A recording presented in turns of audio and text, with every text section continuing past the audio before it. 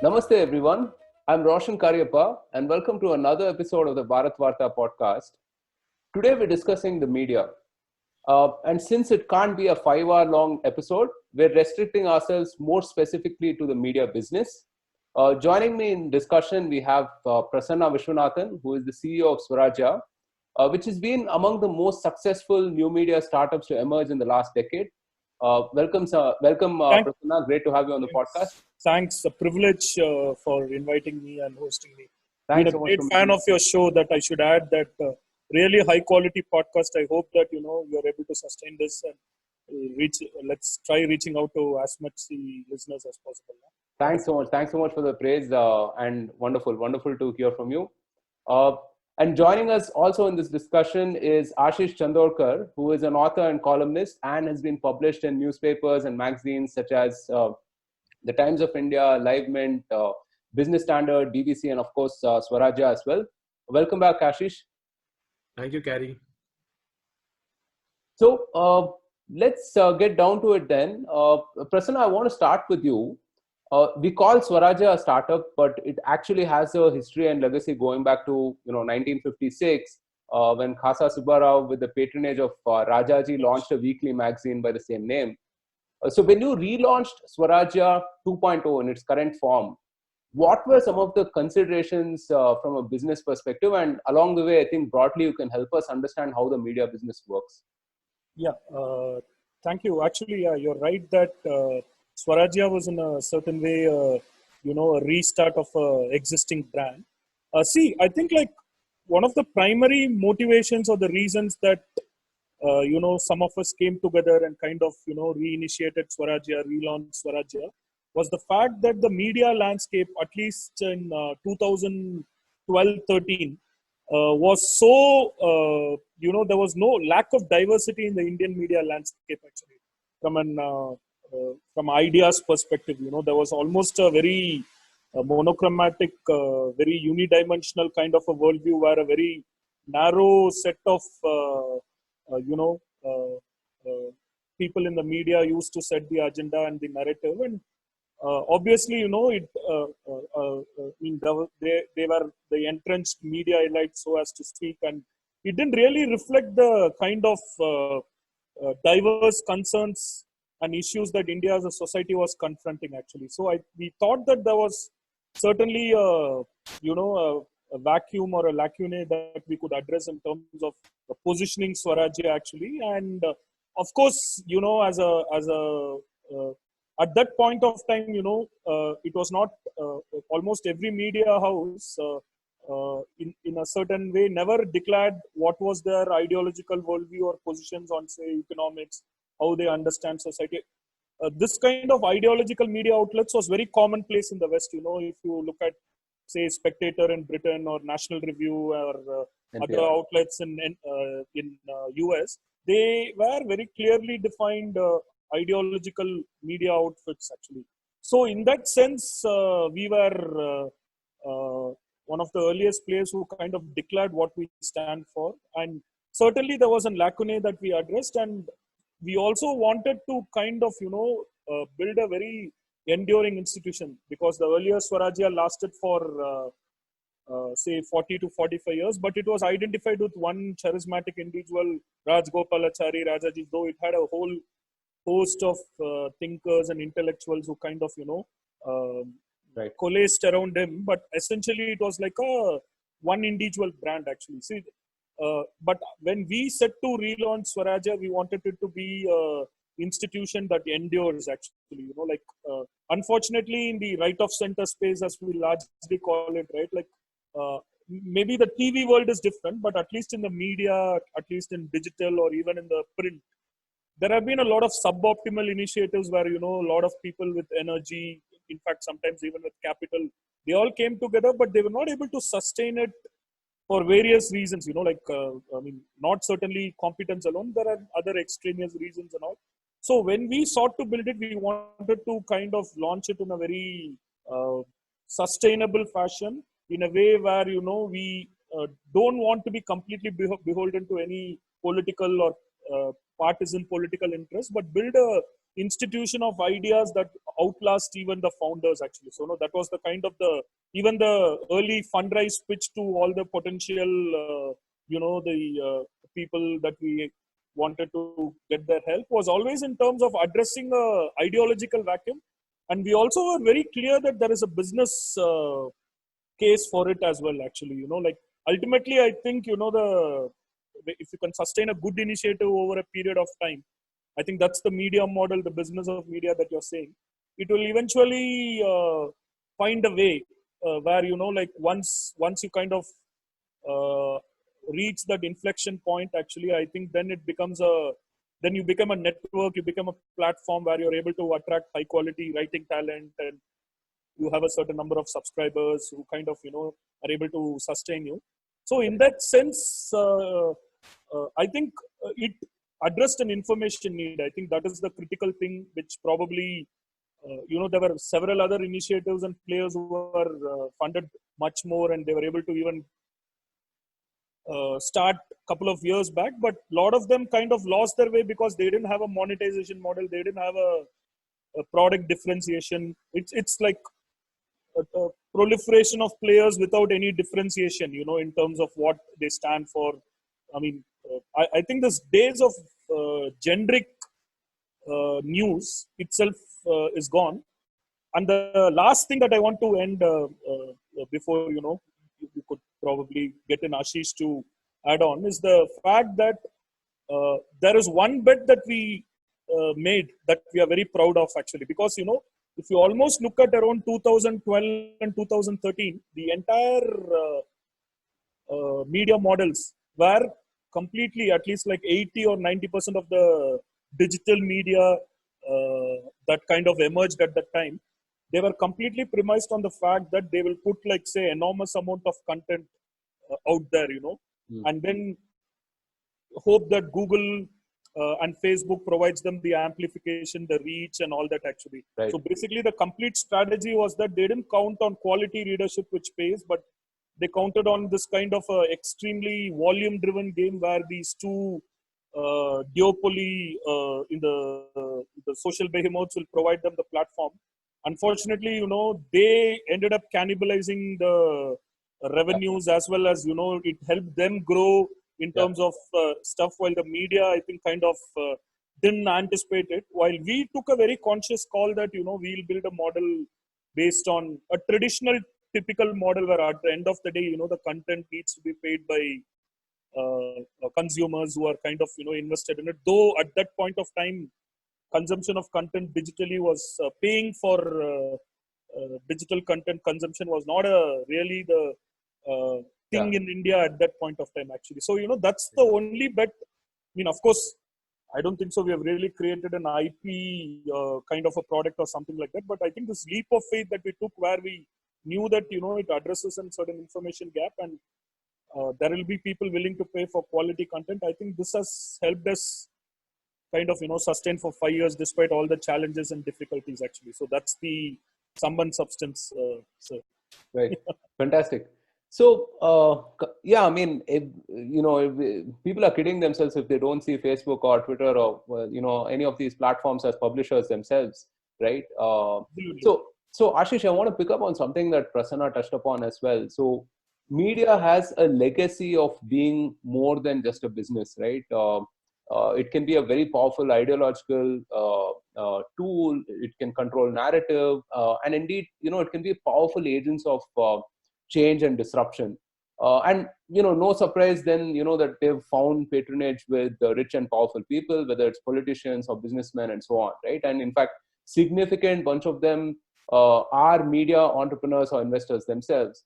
But is there a lack of focus on business fundamentals because of that? Because they know that they can be covered up by patronage?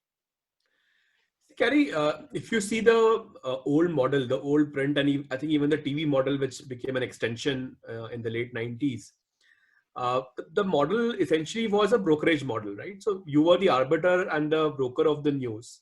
You decided what would get printed or released or shown on TV versus what was actually happening, right? So that filter which was there, and that gave them the enormous powers of controlling, shaping the narrative, and hence also shaping their own businesses, right? So like, and I think oftentimes, although I mean I've not worked in the media organization, but having seen this closely, I think oftentimes what was not published or not written could have been much more profitable for them than what was actually written and published, right? So I think that that model continued for a while because there were no challengers, and the reason I think a lot of media depended on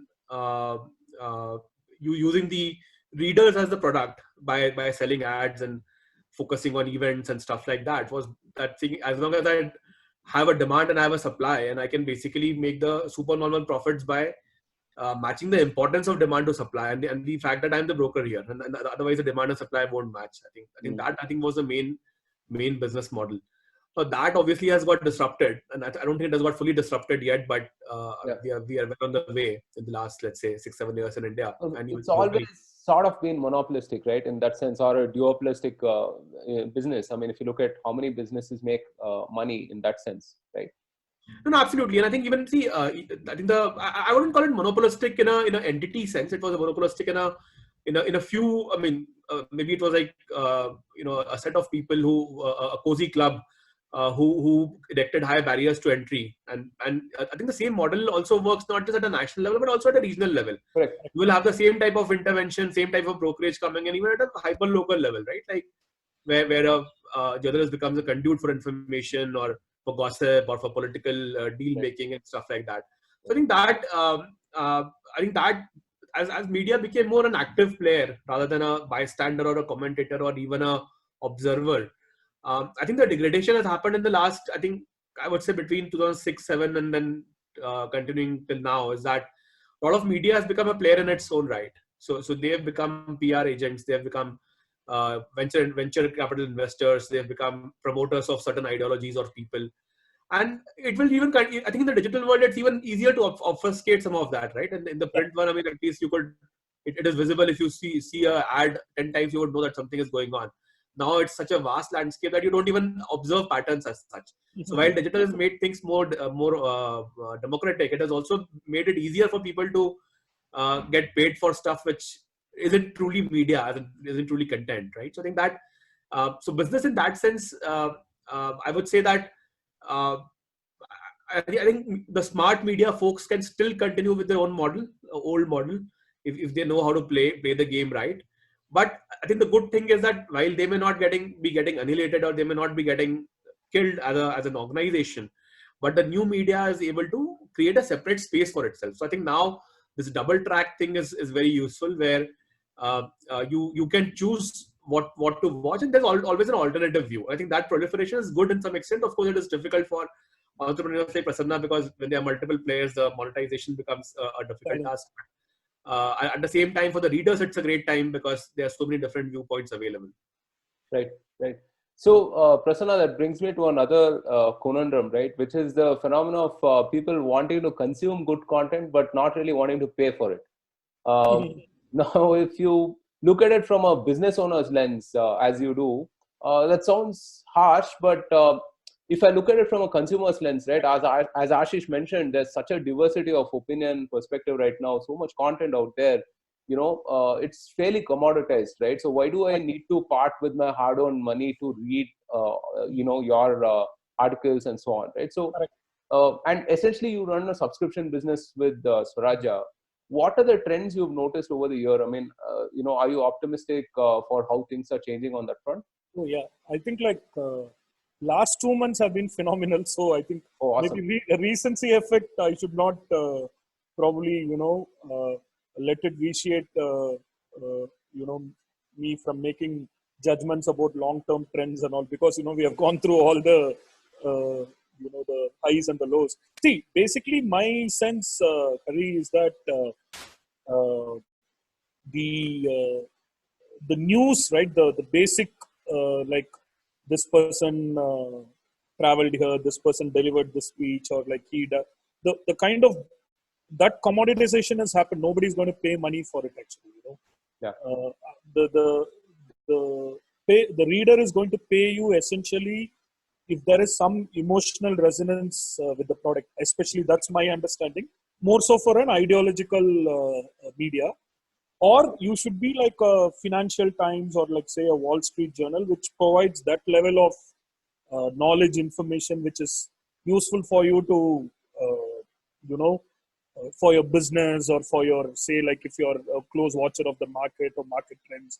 So that level of high quality differential knowledge information, or it should be a product that emotionally resonates with you. You know, you have certain ideas, worldview, you want to come and read it, you know, nuance your worldview, or sometimes even reinforce your prejudice, you know, whatever way you put it. It can be like nuancing, reinforcing, whatever. So there are, at one end of the spectrum, people are willing to pay for that kind of products which have an emotional, which strike an emotional chord, or you know, you kind of identify with it. Or people are going to pay for products which are the FTs or the WSJs of the world actually. So you know, other than this two, you know, in terms of kind of new player building a huge subscription and all that, I see that is going to be a real challenge actually. You know, like Yeah. so you know, either it has to be an activism or it has to be something like that, or maybe I don't know, as increasingly, you know, maybe some very hyper local news offerings can monetize. Again, I'm not sure about the subscription model in this actually. Yeah. So you know, only these two. Or you should be like a very powerful legacy media brand, like say the New York Times, or say the Spectator in the Yeah. UK. The New York Times is doing well, actually. Yeah, So, in fact, I think probably it's you know, one of uh, the legacy media brand which has brilliantly transitioned into the digital space. Though you might not ideologically agree with the absolutely. coverage of India or whatever, but from a digital transformation perspective, I think it's a huge success story. In fact, Yeah. you really are not able to, even in India, if you take the Hindu has kind of found it a huge challenge to,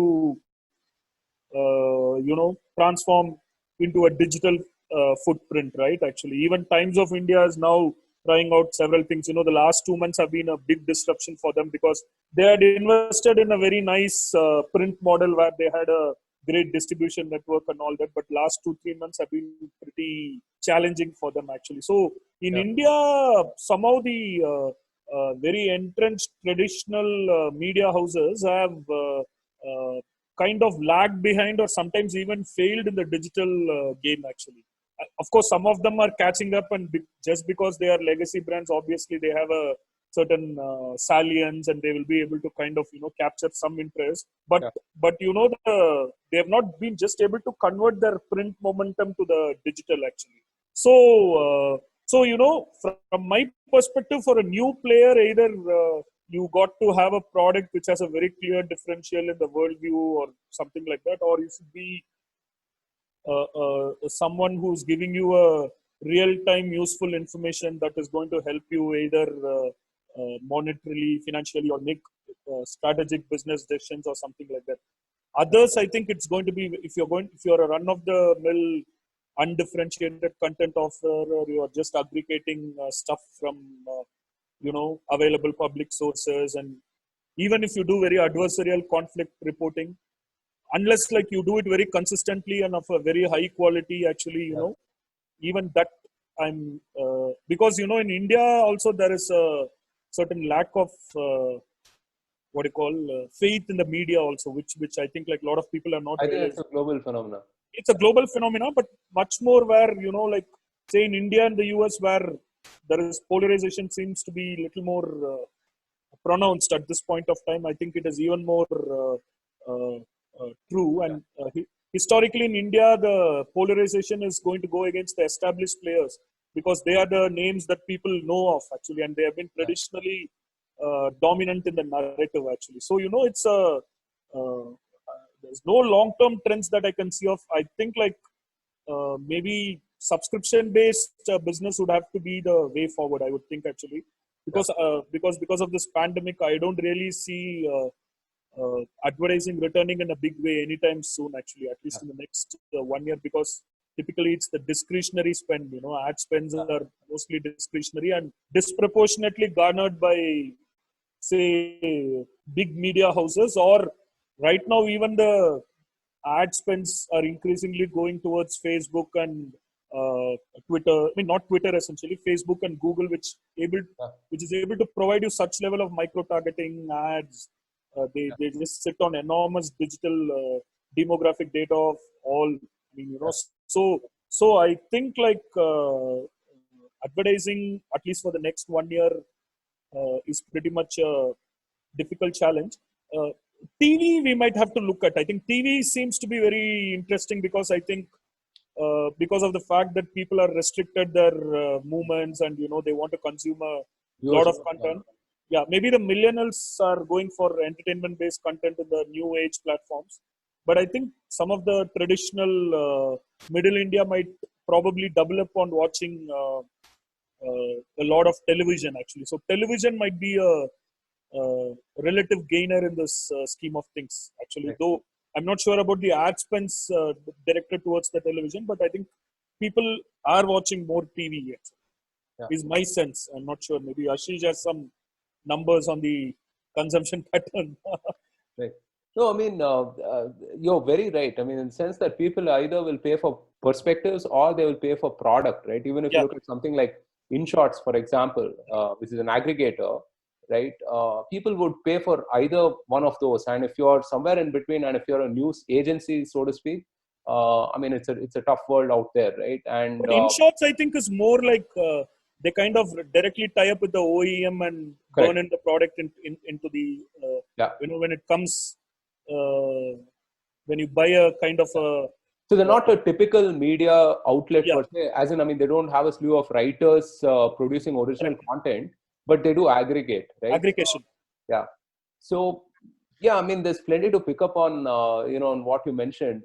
Ashish, do you see advertising as sort of a redundant model? I mean, because, it's always baffled me, right, as an entrepreneur and as a marketing person, because it's a dogfight business. I mean, it's like, if you look at the advertising rack rates of, the let's say newspapers out there, it's sort of a power law return where, your TOI or your Economic Times will have the highest rack rates, and then after that, it's like a swoosh, way down, right? And, as Prasanna mentioned as well, when times are hard like this, it becomes even more difficult. So do you see this shift from advertising to more of a product? Absolutely. See, advertising in itself, I don't think will be able to drive the business anymore, even for print. And that's where the smaller, I mean, you heard about, you might have read in the last few days about several city type newspapers closing down, right? Because the folks who are dependent only on the ad revenue are not going to sustain in any which way. So I think that model is gone. Of course, I mean, ad revenue may continue to be a significant portion of someone's overall revenue, let's say 30%, 40%, but clearly it cannot drive the operations anymore. The challenge with the ad, also on the digital side, is that the control of Google and Facebook is so high, and all the other ad engines, I mean, the 3-4 large ad engines. So the challenge is that they, I mean, as you rightly, Carrie, said, that they have also become publisher in their own right, isn't it? I mean, the discretion they have in terms of who can put what on their platform and where does it go. And this data, because they also are the arbiter of data, they also are the brokers of data, which they gather from their readers. The fact is that they also control what they should expose to their advertisers. Like, they may be sitting on 10 attributes, but you as an advertiser may only see 2 of those attributes, right? So targeting, what you think is great targeting, may actually not be great targeting because you don't have the full picture as an advertiser.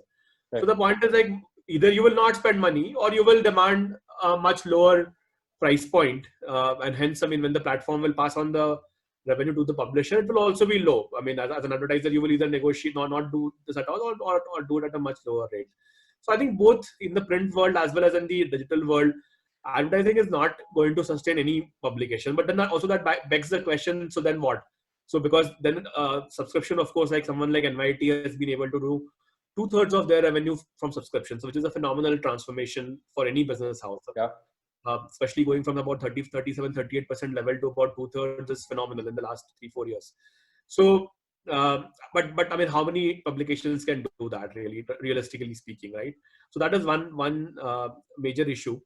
The third thing, which of course has been things like events and sponsorships for a specific edition, like Prasanna alluded to, like specific content. I write a report on something very specific and then brand it and then basically charge for the sales of the report and stuff like that, which is knowledge based content. Right. So this whole, but then again, the whole event business is also out because of the current distrust. I mean, at least in the short term, let's say for the most of this calendar year or even the financial year, I don't think the congregation of people will be very popular. So I think some of these challenges will be there, and the media houses have to either find a way to for the readers to like pay for them and it becomes so compelling that people pay for their content, or basically it's going to be curtains for them. Right. So, Prasanna, one of the typical tussles is between the editing section of the media and the business section, right? I mean, there's a joke that there's nothing in Times that can't be bought, basically, right? Or maybe you could pick any other newspaper for that matter, right? So, how do you? I'm sure there's a heck of a trade-off to make, right? And how do you sort of retain your true to the narrative, true to the ideological purpose or philosophy, vision, and also balance the economic side of the business? See, one is that if you have very little to no dependence on advertising as a revenue stream, right? Actually, that fundamentally creates a certain autonomy and freedom, actually, in the sense that at least from the business commentary perspective or say economic commentary perspective, see advertising again, like it or not, government continues to be the biggest advertisers for most media houses, actually, other than few consumer facing brands and all that stuff.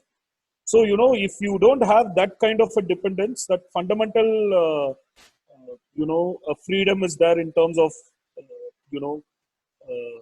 where these kind of editorial versus business challenges come. So to that extent, in our revenue mix, hardly 25% of our revenue comes from advertising, and out of which mostly bilateral advertising that we do, which are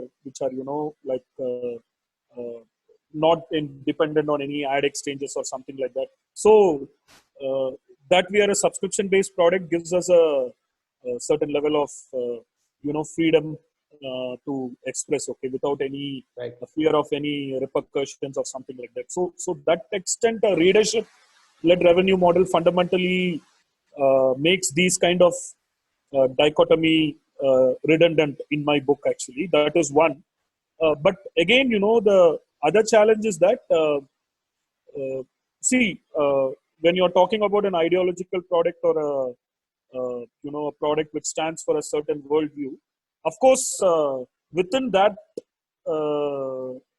broad ideological spectrum, you have different strands, right? Actually, like for example, when I talk about the right of center space, there is like free market economics, 100 shades of ideological. Right. So the challenge is more in terms of a certain, like for example, let's say we write an article on how Indian temples need to be reimagined and made,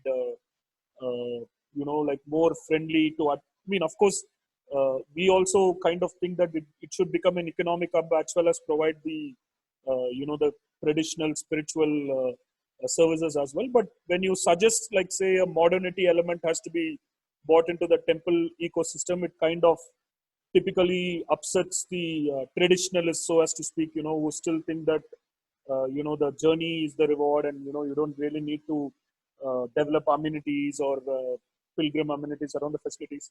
Similarly, on economics, right? Like, see, a lot of people think that like the old Swarajya was like some unabashed supporter of free market, or some kind of Rajaji was the Indian equivalent of, say, a Milton Friedman or something like that.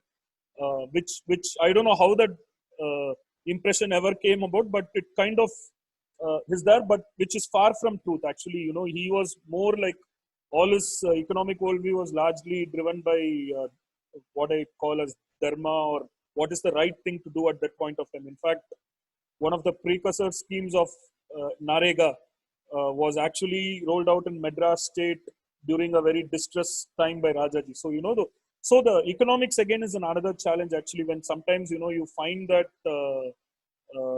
dogmas, you need to go out of dogmas up. So that way, for an ideological outlet, if you pigeonhole yourself into a certain worldview, and when you're trying to, as a part of your journey of evolution, where you kind of understand that world is much more complex, and all ideas are not valid at all times. Actually, of course, there are broad set of what you call 101s, but you need to kind of shape your thing.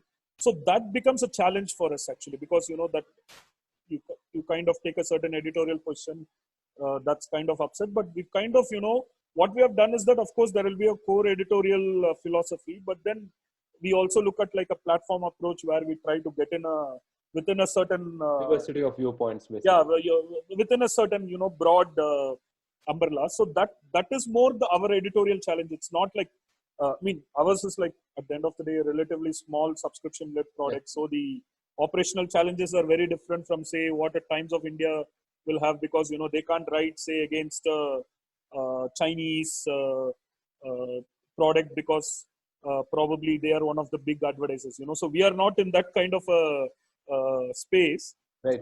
But I think that will be the way of life in most media houses, where I think it's at the end of the day, all journalists, good or bad, especially if they come from a background where they went to a J school, and they are kind of trained in a very adversarial mindset actually, because, and more so if they have never worked in any other profession or any other, where they have actually solved real world problems or something like that.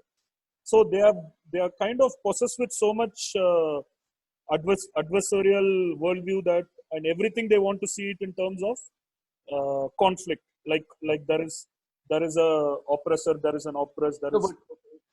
That's an important point you mentioned, Prasanna, because I mean the few interactions that I've had with, or should I say, I mean significant interactions that I've had with journalists, right? They don't, for better or for worse, they don't look at it as a vocation or a profession. Genuinely, there is this feeling that hey, I'm writing to change the destiny of my people and so on, right? So yeah, I mean, as an entrepreneur, I'm sure that doesn't make it easy for you to manage these people, for sure. Yeah, but eventually, I think some people get tempered as they the idealism kind of gets when the rubber meets the road. I think that the idealism gets tempered a bit actually, but few people, maybe like they can afford to, if they are able to afford that level of idealism, then okay, they continue to do it actually. But the other problem for them is also that the lack of understanding of the economics part of the business. Ultimately, at the end of the day, it is also about producing content that has to pay for itself. Right. So that it enables them to produce good journalism actually. Yeah. So like, at the end of the day, the institution has to survive for you to deliver and amplify your message actually. So you can't like perpetually look at this as a either versus kind of a problem, like business versus thing. Yeah. Of course, there will be conflicts, I'm sure, in large media houses, but I think middle path is certainly possible. Actually. Sure. That's my perspective. Sure. So Ashish, here we are talking about business models and so on, but what constitutes media itself has changed, right? I mean, so would you consider Swarajya an alternate media outlet? I don't think so, right? I mean, how many of them get to interview the Prime Minister of the country? So, or I mean, if you look at what's happening with Joe Rogan type of podcasts in the US, or Stratechery, for example.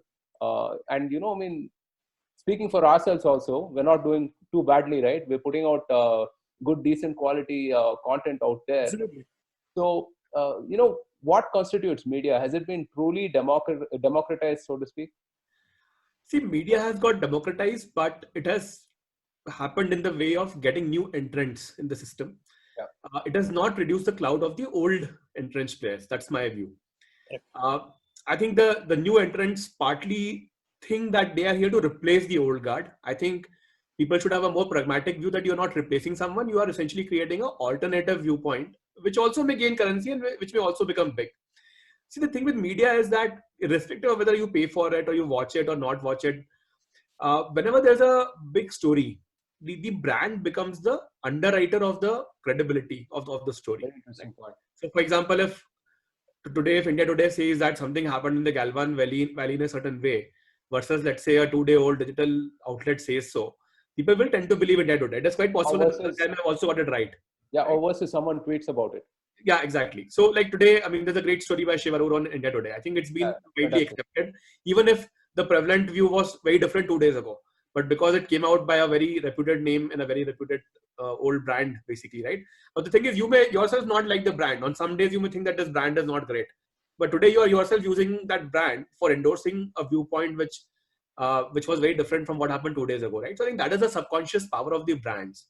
Yeah. This branding is a long-term exercise. This doesn't happen. So the fact that, let's say, Swarajya gets 3 million views or someone else gets 6 million views, I mean, it's great. It's great for Swarajya or whoever else is essentially in that space, but it will not reduce the branding importance of the entrenched media.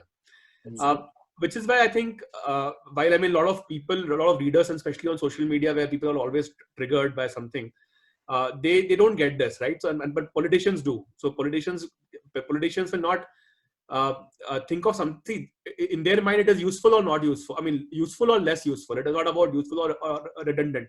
It's not good or bad. Yeah, it's not good or bad. It's just less useful at a given point of time, right? So while a lot of readers tend to have a very binary view of this. So in that sense, yes, the media definition, I mean, I would say Swarajya is very much mainstream today. Exactly. I mean, Prasanna may not. Prasanna may want a few thousand more subscribers who are paying. He's too humble to Who pay for it? No, I mean, to be fair, I mean, a lot more people can pay Prasanna for what he's doing. But absolutely, the fact is that it is as mainstream because people track. A lot of us who write for Swarajya, we are tracked simply. I mean, you get both brickbats and bouquets for that, right? A lot of people keep. People tell me that, okay, you write for Swarajya, so I cannot believe you. A lot of people think that, why have you written for someone else? Why can't you write this for Swarajya, right? So I think there are both types of viewpoints which exist. So in that sense, it is very much mainstream. I think the real fight here is not to replace, let's say, someone you don't like. The real fight is to become more credible than them. And that fight is a mixture of things. I mean, of course, you need endorsement from different people. You need better quality writers or thinkers or who opine. And I completely agree with Prasanna that I think it is not, I mean, while the media itself may think of it as an adversarial thing, I think it is not. Media is one of those businesses where the very famous law of three, that doesn't apply. You can have multiple players doing different things in their own right, because it's a business of ideas. Correct. So it's not a product which necessarily has to be monopolized by 3-4 top players, right? So I think there's enough space. The question is, how do you carve that space out and how do you productively use it? But I think from a mainstream, what was called mainstream media, let's say 5 years ago, I think the challenge from their perspective, they have two problems. One issue is that because they were such big brands, they were not used to being questioned, right? So and the second thing is that they were no, and this is very funny actually. I said this to a senior guy, and he kind of agreed with this. See, the old media was not used to archival. So, for example, if I wrote something in 1985 June edition of a magazine and said something, and then I wrote something completely contradictory in, say, July 1987 edition of the same magazine, who knows? I mean, unless it was a very sharp reader who catches it and writes a letter to the editor, which will never, of course, never be published, who knows that I was going back on my own point, right? Now, the challenge is that all that content is available, and going back into 1970s and 80s is available by a lot of big publications that themselves put it out, right? Yeah. Now, so it is quite funny that when people say, "Oh, this reform is not great," and then you go back and see what did he say after 1991 reform? He said the same thing, that this reform is not great, but in 2020 he's saying that 1991 was a great reform. So stuff like that, right? So there's inconsistency which anyone, by the way, anyone who can Google can find this out in a matter of a few minutes. The old brands are not used to this, and I think that is where they are facing a challenge. They have to become much more consistent and stand for something, even if it doesn't matter what they stand for. They have to stand for something. I mean, it could be they can stand against the government or against a person, doesn't really matter. But that consistency is very important, because that is what people will value. And I think whoever is not consistent in their public posturing or public opinion will not be called mainstream in times to come. Right. Yeah, So, great point. yeah. I mean, I think like Ashish spoke about the salience of the brand, which I think is like, I think it is a very, very long drawn battle where you have to have your quality processes in place. You have to, like more so in the space in which we operate, we don't even at this point of time have a critical pool of writers, from whom we have to draw and all that. So, it's a quality challenge. It's an institutional challenge, and it's like I think media brands are built in like, say, I would say that maybe a descriptive media brand can be built in a decade, but like a sustainable media brand, which kind of like what Ashish said, that you associate that credibility with it. I think it's at least like 10 to 15 years where you need to really toil actually. So Yeah. I think like we are not even halfway in the journey. So Ashish, I mean, if you look at like, you brought up that important point of credibility, right? But then, I mean, you look at whatever's happened recently, whether it's COVID, for example, right? And we have the example of Balaji Srinivasan and Recode, right? Some of the most credible reporting, so to speak, has come out of individual people, and not institutions, right? Legacy institutions like Recode or New York Times or whoever it is. No, I'm not saying that, NY Times or Recode will, plunge because of this one episode, and maybe, 10 more. It has a brand to accommodate 10, 15 more, countless more, right? But do you see like the editorial room itself changing, right? I mean, would you have more technologists? Would you have more researchers? So on and so forth being populated? Perhaps, I mean, I should ask this question to Prasanna then. No, actually, it's a great question. Like, see, if you really look at what happened in the newsrooms across the US after the George Floyd death, Yeah. okay, I mean, all the racial conflict and, even the coverage, and, in fact, within the New York Times, there was a revolt against the op-ed page editor because he let the Senator Tom Cotton write that particular piece, which didn't go along with the sensibilities. See, that also shows that the editorial room seems to be infested with like mostly with political animals actually, who are like that level of extreme ideological, in the sense, like if that at the end of the day, Tom Cotton's piece op-ed in NYT is not something that was like, which should have created such a ruckus, So I the mean, point is that let's not betray our sensibilities, because we don't know how these translate, right, across. No. But even otherwise, I'm saying that it is not something where there is a large-scale revolt within a newsroom. Okay?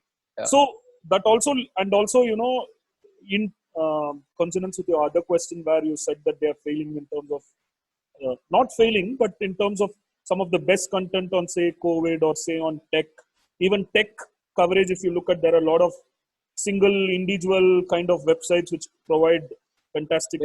Yeah. So that I think reflects the lack of diversity in the media talent actually. So you have like typical mostly J school or like say a political sciences background, largely staffing, and they also think that they can bring in perspective on everything from science to tech to whatever field, So it's very critical that even for a new age media, you should consciously make investments where you kind of get subject matter experts, which might be very difficult all the time to hire, because the subject matter expert will not be in a position to wanting to do a media job given the rates at which media pays, but at least have some young talent who have a certain penchant for say tech, for space, or for variety of fields actually, infrastructure and all that. So other than covering it as a beat, I think the problem with media is that the staffing, like Ashish said, I think that's something that they need to really critically address and kind of diversify their talent base actually, not typically get the J school political science kind of people who decide everything, So that's the important perspective that Ashish brought in as well, which I agree with. Right. Can you think there's another point to this also, right? So, I mean, like to what Prasanna was saying, can Prasanna afford, let's say, a scientist to write about COVID? I mean, he can if the readers are going to pay for it, right? Mm.